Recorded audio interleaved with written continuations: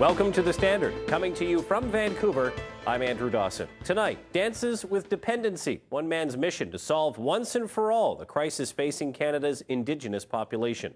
But first, the winner of last year's edition of Canadian Idol, Eva Avila.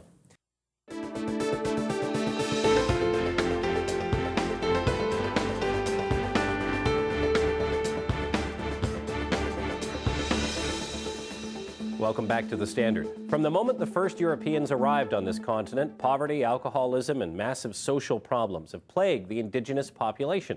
But a new book by Calvin Helene aims to change all that. It's called Dances with Dependency, Indigenous Success Through Self-Reliance, and it details solutions for the crises facing Canada's Aboriginal population. Calvin, welcome to the show. Thank you very much. The book is landmark in that it brings into specifics some issues that have been around for a long time, but it just seems that no one has been willing to take that last step and say, Native people, the future is in your hands. You have to grab it. Don't expect someone to hand it to you. And that is one of the clear messages that comes out of this book. Yes, it is a clear message, and I think what I've tried to do is to paint a very honest picture of where Aboriginal people are in Canada. And the reason I wrote the book was I think the current system, if you look at all the social pathologies, is delivering more misery and is harsh, particularly on children and women, in a way that most people would not understand in regular mainstream Canadian public. And we have to do something about it. At the end of the day, it's our responsibility to take the bull by the horns and to take control over our own destiny. How would you describe the situation and the current situation of Native peoples across the country? I mean, it's difficult because in province to province, I imagine things are a little different depending on where you are, but overall, living on a reserve isn't exactly a night at the Hilton. I mean, it is practically, in some cases, like a third world country. Well, according to the Human Living Index report that I cited in the book, if Canada were judged solely by its Aboriginal population, Canada would fall from 7th to 47th on a list of 174 countries. The conditions are terrible. In particular, I think things like the social welfare, number of children in social welfare care is extraordinarily high. We make up 3.5% of the population. We have, by minimum estimates, over 30% of the children in child welfare. It's terrible. The women and Aboriginal people in prisons and Aboriginal people themselves have essentially voted with their feet on this system. 70% of the Aboriginal people in Canada have left the communities because there are just essentially no opportunities there. On reserve, they have a better, at least in their mind, a better chance being an urban Native. That's exactly what's happening, and I think if this was a referendum on the reserve system by Aboriginal people, I think that would be a pretty resounding statement.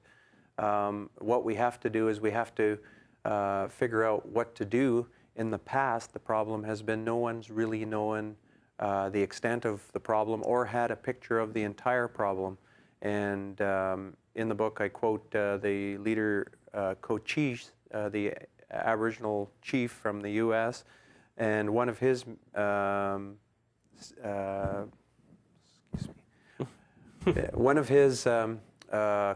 in a speech that he made is that Aboriginal people you should speak like sunlight that goes straight to our hearts. And I've tried to write like sunlight that goes straight to people's hearts, and I've tried to open this up for discussion so that people can talk about it. If we can't talk about it, we're not going to fix it. Oh, I was just going to use your word fix. I mean, there's that old expression, fix the problem, not the blame. And I mean, is that sort of the next step, you think, for Natives to have more empowerment and more control over their own lives? No question. The issue with Aboriginal people up to this point is that we are in a period of what the Maoris in New Zealand called grievance mode. And we're grieving because of all the things that happened and so on. And the purpose of that is to allow you to adjust to psychological trauma. Beyond that, and the chiefs have largely been asking, who are we going to blame for this? And that's useful in a grieving phase, but beyond that, the only useful question is, what are we going to do about it? There's a really good story that I quote in the book from a Vancouver businessman, Joe Siegel, who talks about life being like a runway rather than a road. He said it's not like a road because you're born and you die. It's a definite beginning and an end like a runway. And wherever you are in your runway of life, however old you are, whatever you've done that's behind you doesn't really matter because that's history and there's nothing you can do about it, whether you were an incredible success or a terrible failure. The only thing we can do something about is what's ahead of us. And that is the message to my own people, Aboriginal people, and that's the message to the Canadian public and the government. There's a certain amount of spirituality obviously connected to any sort of Native issue. I mean, a very spiritual people. And is that the sort of key to really start to getting to people, to getting the Natives on reserves and Natives living in the urban centers around Vancouver and other cities, to embrace their past to a certain extent, but to reach for the future? I think that's, in a way, what we have to do. What I've done is I've told a story about the 10,000-year canoe journey. It's a metaphorical story that I've told. And basically why I told that story is some Aboriginal communities have been continuously living in places for at least 10,000 years. And I wanted Aboriginal people to understand that we should go back and have a look at this and to see if we've been in this situation for our entire existence. And for 9,700 years, no. Aboriginal people created 32 completely different languages, totally different artistic traditions. We created all this complicated culture and tradition, and we certainly weren't laying on the couch eating potato chips expecting a welfare check. Our people were very, very competitive, and I think we've forgotten that. And for us to move forward, we have to understand where we came from, and part of where we came from involves spirituality. Some of the first ethnographers in North America basically came to the conclusion that the Aboriginal people that they met in North America were the most spiritual people they'd ever met. It's important to understand that, because in moving forward, we have to embrace that part of our past. Our leaders and leadership in particular have to be very ethical. We have the only way we can move forward out of this is if we have visionary, highly moral leadership. Confucius says if there's rot on the top, there's rot on the bottom. And we have to make sure there's no rot on the top. Well, we're going to have to take a quick break, but we're going to have more with Calvin Helene when the Standard continues right after this break. Don't go away.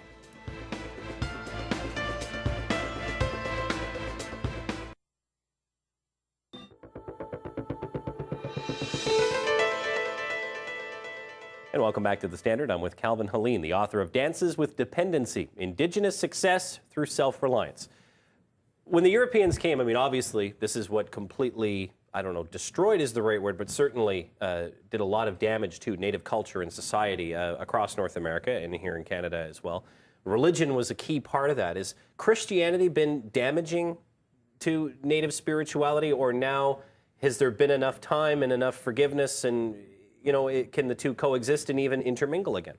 I think the two are coexisting and intermingling. I think what happened as a result of the ethnocentric way that Christianity was foisted upon Aboriginal people is why there was a problem. So I think at the end of the day, from a spiritual point of view, things will work their way out. And